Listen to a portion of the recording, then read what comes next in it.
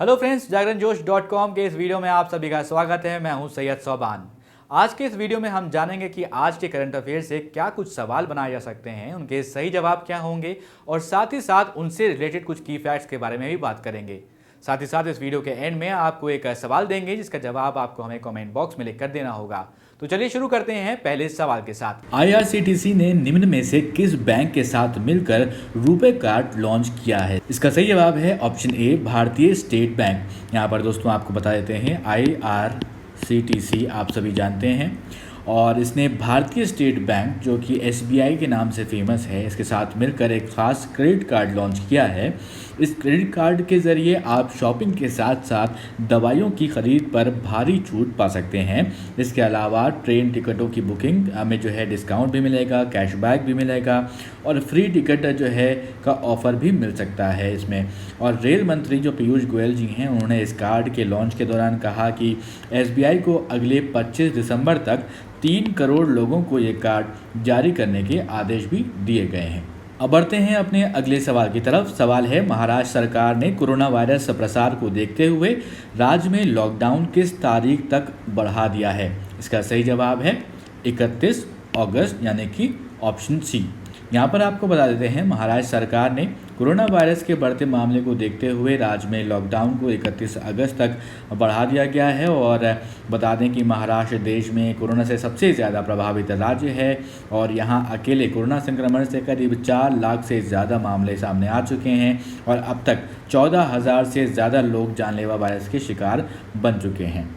इस वीडियो में आगे बढ़ने से पहले एक ज़रूरी सूचना आप सभी के लिए। हमारी वेबसाइट जागरणजोश.com पर अगर आप करंट अफेयर्स पढ़ना चाहते हैं तो आपको अपने ब्राउजर में टाइप करना है www.jagranjosh.com, जिसके बाद आपको हमारी वेबसाइट का होम पेज नजर आएगा। इसके बाद आपको करंट अफेयर्स के टैब पर जाना है।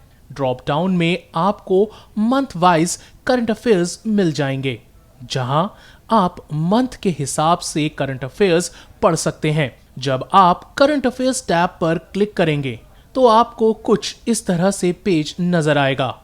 अगर आप कैटेगरी वाइज करंट अफेयर्स पढ़ना चाहते हैं तो आप अपनी पसंद के हिसाब से कोई भी कैटेगरी चूज कर सकते हैं, जिसमें latest, national, international, sports, technology और इकोनॉमी जैसी कैटेगरीज मौजूद हैं।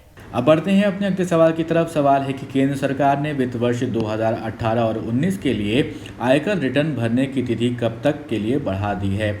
आपको यहाँ पर बता दें, इसका जो सही ऑप्शन है, सही जवाब है ऑप्शन डी, 30 सितंबर। आप जैसा कि जानते हैं दोस्तों कि कोरोना वायरस के चलते लॉकडाउन लगा था, बहुत सारे ऑफिसेज जो है बंद किए गए थे, बहुत जगहों पर काम नहीं हो रहा था, इसीलिए जो है आयकर रिटर्न जो भरते हैं उसकी जो तारीख है उसको अब बढ़ा दिया गया है, 30 सितंबर तक कर दिया गया है। तो केंद्र सरकार ने जो वित्त वर्ष 2018 और 19 जो कि असेसमेंट ईयर होता है 2019 और 20, उसके लिए आयकर भरने की जो तारीख है उसे 2 महीने बढ़ाकर 30 सितंबर तक कर दिया है। आयकर विभाग ने ये ट्वीट किया था और बताया था कि कोविड महामारी के बीच जो करदाताओं को जो सहूलियत दी गई है उसका मकसद ये है कि केंद्रीय प्रत्यक्ष बोर्ड ने ये तारीख अब 31 जुलाई से बढ़ाकर कितनी कर दी है, 30 सितंबर तक करने का जो है इसमें फैसला लिया है। करदाताओं के लिए इस साल तीसरी बार ये तारीख बढ़ाई गई है और अब ये तारीख कितनी हो गई है, 30 सितंबर 2020। अब बढ़ते हैं अपने अगले सवाल की तरफ। सवाल है, चीन ने पृथ्वी का अध्ययन करने के लिए निम्न में से कितने नए सैटेलाइट लॉन्च किए हैं? इसका सही जवाब है ऑप्शन बी, 3। यहाँ पर आपको बता दें कि चीन ने पृथ्वी का अध्ययन करने के लिए 3 नए सैटेलाइट लॉन्च किए हैं। इन सैटेलाइट के जरिए पृथ्वी का अध्ययन करने के अलावा एक्सरे लॉबस्टर आई से उन अनजाने अनछुए तथ्यों की तलाश करेगा। ताइवान सैटेलाइट लॉन्च सेंटर से Jiuan-3 अर्थ ऑब्जर्वेशन सैटेलाइट के अलावा 2 अन्य सैटेलाइट लॉन्च किए गए हैं। चीन ने तय किया है कि उसे साल 2050 तक खुद को साइंस और इनोवेशन के क्षेत्र में ग्लोबल लीडर बनना है। अब बढ़ते हैं अपने अगले सवाल की तरफ। सवाल है कि हाल ही में किस भारतीय क्रिकेटर जो कि फर्स्ट क्लास एवं आईपीएल की यहाँ पर बात कर रहे हैं हम, तो उससे सभी प्रारूपों से संन्यास लेने की घोषणा करी है। तो इसका सही जवाब है रजत भाटिया। यहाँ पर आपको बता दें कि भारतीय क्रिकेटर हैं रजत भाटिया, तो उन्होंने 20 साल लंबे करियर को अब विराम देने का फैसला लिया है। साल 1999-2000 में रणजी तमिलनाडु के खिलाफ घरेलू क्रिकेट में डेब्यू किया था उन्होंने, और दिल्ली की तरफ से वो रणजी करियर की शुरुआत करने वाले रजत भाटिया अपने आखिरी मुकाबले पिछले साल उत्तराखंड की तरफ से उन्होंने खेला था। उन्होंने साल 2019 में अपना अंतिम रणजी मैच किया था, और साल 2019 और 20 के सीजन में रजत भाटिया ने शानदार खेल दिखाते हुए 175 की बेमिसाल औसत से कुल 700 रन बनाए थे। अब बढ़ते हैं अपने अगले सवाल की तरफ। सवाल है कि फ्रांस से आए 5 राफेल विमानों की निम्न में से किस एयरबेस पर लैंडिंग कराई गई। इसका जो सही जवाब है वो है अम्बाला एयरबेस, ऑप्शन सी। आप लोग सभी जानते हैं कि जो 36 राफेल विमानों की डील हुई थी उसमें से जो पहला खेप है 5 राफेल विमानों का, वो जो है भारत आ चुका है। उसका इंतज़ार था भारतवासियों को, उसे अम्बाला एयरबेस पर उतारा गया था 29 जुलाई को। तो ये आपको ध्यान में रखना है। यहाँ आपको बता दें कि भारतीय वायुसेना के बड़े पैमाने पर जो 5 जो है सुपरसोनिक राफेल शामिल हो गए हैं, और इन फाइटर विमानों की अम्बाला एयरबेस 29 जुलाई 2020 जैसा कि मैंने आपको बताया उस पर हैप्पी लैंडिंग कराई गई।